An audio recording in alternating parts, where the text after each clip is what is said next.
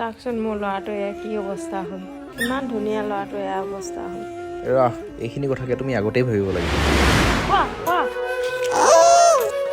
mobile চাই খাবা চোৱা মোবাইল চোৱা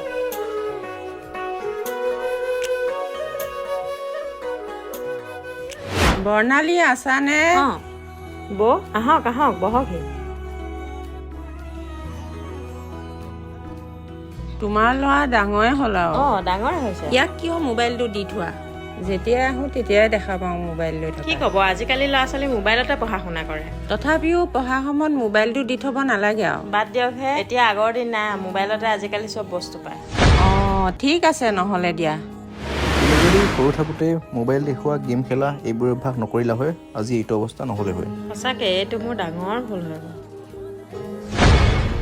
সেইবাবে আপোনালোককো কৈছোঁ সৰু ল'ৰা ছোৱালীক মোবাইল দি এনে অভ্যাস নকৰিব